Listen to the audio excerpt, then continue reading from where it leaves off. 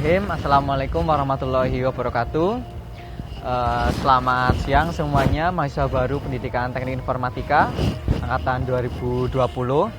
Dan alhamdulillah dalam kesempatan kali ini kita bisa berjumpa walau dalam bentuk virtual ya, dalam video. Tapi harapannya adik-adik semua bisa memahami atau saling mengerti apa yang saya sampaikan juga, dan juga mungkin jadi bahan introspeksi bukan hanya untuk saya sendiri tetapi juga untuk kalian semua mahasiswa baru di PT UMS. Selamat datang di Surakarta, selamat datang di Universitas Muhammadiyah Surakarta sekali lagi. Dan ini merupakan kalian adalah angkatan yang sangat berbeda sebenarnya. Kenapa berbeda? Karena pendahulu-pendahulu kalian itu memulai perkuliahan dan juga orientasi itu secara offline. Nah, mereka datang ke kampus, berkumpul bersama. Nah, sedangkan kalian harus mengikuti orientasi dan juga kegiatan-kegiatan mengawalinya semuanya dengan online. Nah, itu merupakan sesuatu yang berbeda. Nah, kalian ini adalah mahasiswa yang juga lahir ketika masa transformasi. Nah, transformasi dari era yang tadinya kita masih kurang familiar dengan teknologi, tapi sekarang semuanya dan kalian saat ini menggunakan teknologi. Itu tentunya sesuatu hal yang perlu kita sadari bahwa pandemi ini bukan cuma berdampak buruk, tetapi juga berdampak kepada transformasi di dunia pendidikan. Nah, intinya apa di sini yang ingin saya sampaikan, bahwa pentingnya sebuah adaptasi. Nah, di sini ketika kita tidak bisa beradaptasi, otomatis kita akan tertinggal. Nah, kita ambil sebuah contoh adalah perusahaan Nokia. Nokia adalah salah satu perusahaan raksasa dunia yang berdekade lebih dari 10-20 tahun menjadi raksasa teknologi di dunia. Hampir 90% pengguna handphone saat itu adalah pengguna Nokia. Tapi lihat saat ini, apakah kalian masih menggunakan Nokia? Sekarang apa operating system atau sistem operasi HP kalian? Mungkin sudah nggak ada yang pakai Nokia saat ini. Nah, apa yang bisa kita pelajari dari Nokia itu adalah kurangnya inovasi dan juga adaptasi. Jadi waktu itu Nokia kurang melihat nih tantangan perkembangan zaman seperti apa. Jadi dia itu nggak melihat bahwa waktu itu BlackBerry sedang berkembang begitu cepat, kemudian disusul oleh Android yang begitu cepat juga, dan juga ada iOS. Mereka adalah platform-platform baru tetapi yang akhirnya merajai dunia smartphone. Nah, jadi kuncinya adalah kemampuan adaptasi itu sendiri. Nah, kalian sekarang itu semuanya sudah berbeda status. Jadi sebelumnya ketika SMA kalian masih berstatus sebagai siswa, sekarang kalian sudah ada yang namanya mahasiswa. Maha itu berasal dari kata besar. Jadi kalian itu sudah harusnya berbeda dengan siswa. Kalau kalian masih seperti siswa, ya hanya datang mungkin ke sekolah, ke ruang kelas, belajar dengan teman-teman yang lain, itu ya kalian masih kurang disebut sebagai mahasiswa. Mahasiswa itu terkenal dengan yang namanya agent of change, agen perubahan. Nah, di sini apa maksudnya? Kalian harus menjadi seorang aktivis itu tidak hanya di dalam kelas, tetapi kalian harus bisa juga menjadi aktivis di luar kelas. Karena apa? Sebenarnya kalian kuliah ini adalah seperti belajar di dalam kolam. Kenapa kalian itu belajar di dalam kolam? Kita ibaratkan bahwa dunia ini, lingkungan bermasyarakat itu adalah sebuah samudra. Nah, ketika kalian terjun ke perkuliahan, di sana kalian belajar banyak hal untuk siap untuk bermasyarakat. Kemudian juga bertemu dengan tantangan-tantangan baru. Nah, ketika dalam kolam, kalian kan pasti ekosistemnya terukur. Jumlah ikannya sedikit. Kemudian di situ kita belum melihat ada ikan hiu, ada ikan paus ya kan di kolam. Nah, ibaratnya kalian belajar di PTI ini, kalian masih melihat ya teman-teman yang setara, sebaya gitu di situ. Tapi ketika nanti kalian lulus, ibaratkan kalian yang tadinya hidup di dalam kolam, kalian itu berarti menuju ke samudra. Nah, di samudra itu akan banyak sekali jenis-jenis ikan baru. Ada yang ikannya luar biasa ganas yang memakan juga teman-teman yang lain. Di situ apakah pertanyaannya kalian siap atau tidak?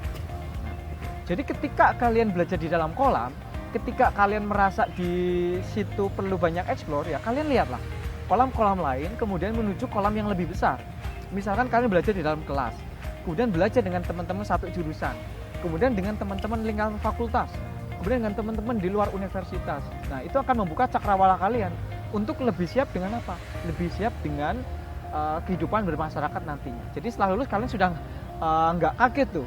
Ketika lulus sudah terbiasa kan berbaur dengan para ikan hiu, mungkin berbaur dengan para ikan-ikan yang besar lainnya gitu. Jadi jangan menutup diri, ini kesempatan kalian untuk terus maju dan lebih mengenal bagaimana cara bermasyarakat dan bagaimana cara untuk bertahan hidup gitu, maksudnya di dalam dunia nyata. Nah, salah satu yang terpenting sebenarnya kalau membentuk sebuah pola pikir prestatif itu harus dimulai dengan diri kita sendiri, harus bisa memunculkan yang namanya mimpi, harus punya alasan. Kalian kalau tidak punya alasan, kalian enggan untuk berjuang. Ibaratnya nih, ada satu orang nih, misalkan ada namanya Abraham, jatuh cinta dengan yang namanya Sinta. Kalau dia nggak ada alasan untuk memperjuangkan cinta itu, nggak suka ya, dia otomatis akan diem kan, nggak melakukan apapun.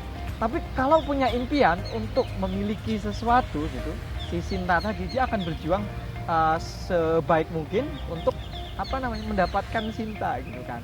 Nah, jadi perjuangannya apa? Kalian harus tahu alasan kalian, harus punya mimpi yang lebih jauh. Mimpi kalian itu seharusnya nggak cuma lulus kuliah, harus lebih dari itu. Karena ketika kalian hanya belajar di dalam kelas, kemudian lulus, kalian hanya membawa selembar ijazah. Apakah di dunia pekerjaan itu yang dipentingkan hanya ijazah? Tidak, adalah soft skill kalian. Mungkin ijazah hanya mengantarkan kalian ke wawancara kerja, tapi yang paling menentukan kesuksesan kalian nanti adalah soft skill kalian, jiwa leadership kalian, communication skill kalian, critical thinking kalian. Nah, disitulah yang sangat penting untuk dikembangkan. Nah, kalau ketika saya sendiri, sebelum saya dulu melanjutkan studi S1, saya juga dulu punya mimpi yang besar. Saya punya banyak mimpi sebenarnya dulu.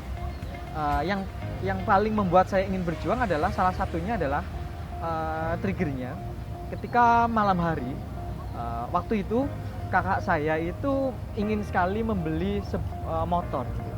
Kemudian orang tua nggak punya uang untuk memberi, otomatis menolak nggak ada uang gitu, nggak ada uang dan suka gonta-ganti motor gitu.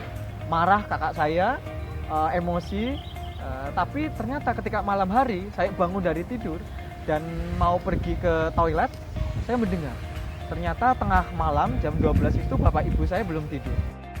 Oke, jadi ketika malam hari saya nggak sengaja mendengarkan bapak ibu saya berdiskusi, dan ternyata tanpa kadang kita sadari, ternyata orang tua itu tetap memikirkan kita gitu. Jadi waktu itu dalam kondisi kakak saya minta ini itu gitu, nggak ada uang, orang tua itu tetap mencari gitu apa yang berutang kemana biar bisa dapat motor waktu itu. Nah, di situ malam hari saya akhirnya menyadari bahwa kadang secara nggak langsung itu ternyata mereka itu mungkin bilang enggak, tapi ternyata mereka tuh iya, selalu memikirkan untuk kita juga. Jadi pelajaran di situ kalian ingatlah perjuangan orang tua kalian itu. Nah, bukan hanya itu. Dulu ketika saya mau menjelang kelulusan juga kan saya ingin sekali sekolah di luar negeri juga. Waktu itu ada kakak tingkat yang mengisi di sekolah di SMA, kemudian dia lulus dari Jepang dan ingin juga kan berkuliah di luar negeri. Dan kemudian pulang pengen orang tua biar mengizinkan saya bisa kuliah di luar negeri dan di sana bisa kerja part time gitu. Tapi tetap nggak boleh. Kemudian saya mengurung diri di kamar, saya menangis gitu di kamar. Nanti gimana kalau di sana sakit? Apalagi di tengah saya di desa dan di keluarga saya nggak ada sama sekali yang pernah punya pengalaman ke luar negeri, apalagi untuk studi, sama sekali nggak ada. Dan waktu itu pun ke Jogja pun saya sama sekali nggak boleh sendiri gitu. Bahkan ketika awal-awal berkuliah nggak boleh sendiri, harus ada yang menemani waktu itu. Jadi tapi di situ keinginan saya untuk bisa pergi ke luar negeri ataupun punya mimpi-mimpi gitu untuk diwujudkan itu kuat gitu. Kemudian ketika saya masuki di S1 di tahun pertama, saya catat tuh apa mimpi-mimpi saya gitu. Bahkan teman saya itu bisa mencatat sampai 100 mimpinya gitu. Tapi waktu itu saya hanya mencatat 15 mimpi. Jadi di sini adalah yang paling penting adalah teman-teman itu kalian catat tuh mimpi kalian itu apa saja. Di tahun pertama catat mimpinya apa saja, nanti nggak sadar tuh Menjelang kelulusan ternyata mimpi-mimpi kalian itu terwujud satu persatu. Dan waktu itu pun saya juga nggak berasal dari teman-teman yang ranking 1, 2, 3 ketika sekolah. Nggak ada, saya nggak seperti itu. Bahkan nilai kimia, fisika saya pun ya 65, 67. Bahkan beberapa itu nggak sesuai KKM. Tapi yang terpenting di situ apa? Saya nggak pernah takut untuk mencoba. Saya nggak pernah takut untuk berjuang. Bahkan ketika S1 juga sama. Saya mencoba banyak mengikuti lomba. Karena kayak kok banyak ya teman-teman bisa juara lomba gitu. Kemudian saya juga pengen dan juga menurut saya itu berkarya adalah salah satu wujud cinta tanah air. Jadi salah satu wujud cinta tanah air adalah dengan berkarya. Kemudian saya mengikuti lomba tahun pertama, mengikuti lomba pertama gagal, kedua nyoba lagi gagal, ketiga gagal, keempat gagal, kelima gagal, keenam gagal, capek, gagal terus. Nah kemudian saya ketemu teman saya, udahlah kayaknya memang saya itu nggak bisa ikut lomba gitu, selalu gagal. Tapi teman saya bilang, Dik, setiap orang itu punya jatah gagal kok. Habiskan dulu jatah gagalmu, pasti akan datang masa suksesmu gitu. Kemudian kamu lihat Thomas Alva Edison itu berapa kali gagal? Ribuan kali. Coba ketika dia menyerah di percobaan ke 1000-nya, nggak bisa sampai 1001, pasti nggak akan ditemukan lampu seperti saat ini. Kita lihat sekarang Thomas Alva Edison itu memiliki hak paten hingga ribuan kan, padahal dulu gagal dia ketika sebelum bohlam lampu itu ditemukan. Jadi pelajarannya apa? Thomas Alva Edison itu mengatakan bahwa bukan saya gagal, tapi kegagalan itu adalah jalan saya menuju kesuksesan. Jadi jangan bilang kalau ketika baru mencoba gagal, besok gagal lagi kita sudah gagal. Enggak, belum berhenti. Justru itu jalan yang akan membawa kalian menuju kesuksesan gitu. Sampai sekarang apakah saya masih gagal? Masih sampai sekarang gagal. Tapi jadikan itu pelajaran. Apa yang bisa saya pelajari dari kegagalan itu? Selalu belajar. Itu namanya grow mindset. Jadi kalian juga harus punya namanya grow mindset. Nggak usah takut. Kesuksesan itu bukan ditentukan dia IQ-nya tinggi, bukan. Tapi karena kerja keras. IQ-nya tinggi tapi nggak pernah belajar, nggak disiplin, sama saja. Tapi mereka yang mungkin IQ-nya biasa-biasa aja, tapi dia punya semangat belajar dan kerja keras tinggi, pasti yakin dia akan mengantarkan kesuksesan. Kita lihat orang-orang besar itu apa? Orang-orang yang langsung sukses. Orang-orang besar itu yang selalu nggak gentar menghadapi cobaan dan masalah. Pak Habibie, apakah dia nggak pernah gagal? Apakah dia nggak pernah sengsara? Nah, kemudian contoh-contoh yang lain itu banyak sekali. Jadi menjadi prestasi itu harus menemukan alasan. Nah, salah satunya alasan-alasan apa yang membuat kalian untuk berjuang?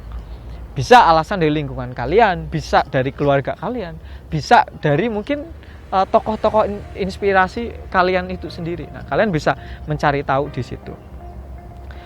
Nah, kemudian bukan hanya ketika lomba, karena ketika S1 kan saya juga ikut organisasi, termasuk himpunan mahasiswa, kemudian badan eksekutif mahasiswa. Bukan cuma badan eksekutif mahasiswa di fakultas, tapi juga saya datang dulu ke UMS di Forum Eksekutif Mahasiswa Teknik Sejateng DIY. Waktu itu saya sebagai wakil ketua, bahkan ini tepat sekitar 7 tahun yang lalu saya mengadakan musyawarah di UMS, dan nggak menyangka sekarang bisa bersama kalian juga di UMS. Nah, ketika itu, tahun pertama saya pun mendaftar beasiswa PPA, saya gagal. Di tahun kedua saya mendaftar lagi PPA, gagal. Beasiswa BCA, beasiswa Bank Indonesia, kemudian beasiswa Jarum. Seneng tuh, wah, administrasi lolos. Kemudian psikotes saya gagal lagi. Baru di tahun ketiga, alhamdulillah ada beasiswa Yayasan Toyota dan Astra, dan saya baru mendapatkan. Dan di situ saya merasa senang sekali bahwa oh iya, dari perjuangan nggak memperoleh beasiswa tadi, bisa kemudian tahun ketiga 4 memperoleh beasiswa Yayasan Toyota dan Astra, dan ketika lulus bisa langsung diterima di salah satu beasiswa prestis di Indonesia, LPDP. Jadi itu pelajaran yang teman-teman bisa perjuangkan, bahwa setiap orang itu punya jatah gagal. Nah, habiskan dulu jatah gagalmu, pasti akan datang masa suksesmu. Nah, kemudian bukan hanya itu, mungkin kalian belum pernah ya, ketika saya pun di badan eksekutif mahasiswa, dulu saya pernah menjadi PJ sebuah kegiatan dan rugi sekitar 75 juta, hampir 100 juta. Itu susah sekali, dan waktu itu saya akhirnya pulang ke rumah, bilang ke ibu saya, Bu, saya mau gadein motor saya. Lah, kenapa? Saya menjadi koordinator program dan butuh uang sebanyak itu, dan saya mau ambil uang saku saya selama 3 bulan ke depan gitu, karena saya merasa bertanggung jawab waktu itu. Dan ibu saya bilang, kamu butuh berapa? Ibu, ada uang seadanya segini, dipakai dulu, tapi motornya jangan digadaikan. Oke, jadi menjadi prestatif itu adalah membutuhkan sebuah alasan. Nah, Bagaimana kita bisa menemukan alasan adalah explore diri, lihat dunia lain, lihat orang-orang lain. Mungkin orang-orang lain bisa menjadi sumber inspirasi kalian, bisa menjadi semangat kalian gitu. Saya dulu sering tuh mencari-cari atau melihat-lihat orang-orang di sana yang mungkin itu adalah standar kebahagiaan atau kesuksesan yang ingin kita raih gitu. Walaupun kita tidak bisa menjadi sama dengan orang lain, seenggaknya energi-energi positif orang lain itu kadang akan membawa kita juga. Nah, berkumpullah dengan juga orang-orang yang mungkin yang akan membawa kalian ke sebuah energi optimisme juga positif. Karena apa? Ibaratkan kayak gini. Misalkan, kita lihat kenapa teman-teman kita di UI punya keberanian bermimpi untuk kuliah di kampus yang lebih bagus lagi ketika S2 nanti. Karena apa? Karena di situ mereka dekat dengan orang-orang atau kakak-kakak yang sudah berhasil meraihnya ke sana gitu. Jadi kalau kalian ya berkumpul dengan orang-orang yang seperti itu, mungkin mereka pernah meraih hal yang seperti itu, kalian juga akan merasa lebih dekat dengan mimpi kalian gitu. Jadi kalau kalian ingin berprestasi, ya nanti kumpulih, temukan teman-teman yang satu tujuan, yang satu visi, yang satu misi, punya ayo loh coba ikut lomba ini, ayo ikut lomba si B gitu. Gagal nggak apa-apa, yang penting kita sudah mencoba gitu. Karena mimpi tanpa action itu nol, mimpi tanpa aksi adalah gagal. Tapi mimpi dengan aksi, kalian punya dua pilihan, berhasil atau gagal. Ketika gagal, coba lagi. Gagal, coba lagi. Gagal, coba lagi. Gagal, coba lagi. Kalian belajar dari situ pasti nggak ada ruginya. Pasti ada sesuatu yang bisa kalian pelajari. Nah, dan kemudian bagaimana untuk kita bisa berkarya? Yang pertama adalah kalian harus punya rasa memiliki masalah. Punya rasa kayak tanggung jawab. Yang namanya social responsibility-nya kalian harus tinggi. Harus bisa melihat banyak masalah dan di situ akan tergerak untuk ikut menyelesaikan masalah gitu. Karena dengan begitu kita akan punya semangat juga untuk berprestasi. Jadi masa-masa kuliah kalian, dalam masa-masa kalian harus mau mengembangkan diri, harus bisa berkembang. Karena setelah kalian lulus nanti akan susah tuh, pula untuk berkembang itu juga berkurang. Dan semua orang di dunia ini punya waktu yang sama. Berapa? 24 jam sehari. Gak ada waktu yang berbeda. Bapak ibu kalian waktunya sama, Pak Presiden sama, Bu Menteri, Pak Menteri sama. Semua orang di dunia punya waktu yang sama 24 jam yang sehari. Yang membedakan adalah apa? Cara memanfaatkan waktu itu. 24 jam itu dihabiskan untuk hal-hal yang konsumtif atau hal-hal yang produktif. Nah, tinggal kalian memilih sendiri. Nah, sejatinya kita semua itu kadang lebih mampu dan lebih bisa melakukan sesuatu. Hanya saja kita tuh kurang meyakininya. Nah, sekarang saatnya kalian tuh yakinlah dengan diri kalian sendiri. Yakinlah bahwa setiap orang itu punya hal yang bisa dikembangkan. Nah, dengan itu kalian akan mencoba berjuang. Jadi pancing keberhasilan dengan semangat dan percaya diri gitu. Itu pesan dari saya, temukan alasan dan silahkan mulailah kalian berjuang, jangan sampai menyesal di kemudian hari. Setiap orang pasti ada masa-masa penyesalan di kemudian hari. Hanya saja jangan sampai penyesalan itu adalah hal yang besar gitu. Jadi silahkan manfaatkan waktu kalian di berkuliah, kita nanti bisa berjuang bersama-sama, saling menguatkan dan menjadi orang-orang yang positif dan optimis. Terima kasih, cukup sekian dari saya. Wassalamualaikum warahmatullahi wabarakatuh.